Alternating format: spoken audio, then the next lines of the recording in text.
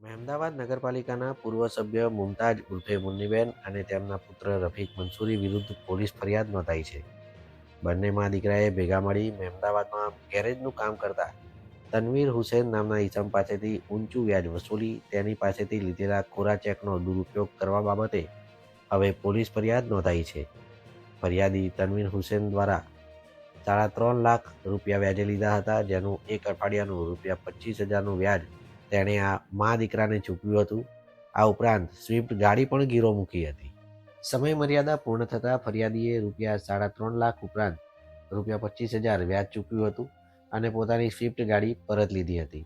પરંતુ આરોપી મા દીકરાએ કોરા ચેક પરત આપ્યા ન હતા અને તે ચેક અન્ય સહ આરોપી ગનીભાઈ વોરાને આપી ખોટી રીતે બેંકમાં ભરી ચેક બાઉન્સ કરાવી ફરિયાદી તનવીર સામે નેગોશિયેબલ એક્ટ મુજબ ગુનો દાખલ કરાવ્યો હતો. એટલું જ નહીં, તું ₹1 લાખ વધારે નહીં આપે તો જાનથી મારી નાખીશું તેવી ધમકીઓ પણ આપી હતી. જે બાબતે હવે તનવીરે વ્યાજખોરોની સામે મહેમદાવાદ પોલીસ મથકે ગુનો નોંધાતા પોલીસે પૂર્વ કાઉન્સિલર મુમતાજ ઉર્ફે મુન્નીબેન તેમજ તેમના દીકરા રફીક મંસૂરી વિરુદ્ધ ગુનો નોંધી કાયદેસર કાર્યવાહી હાથ ધરી છે.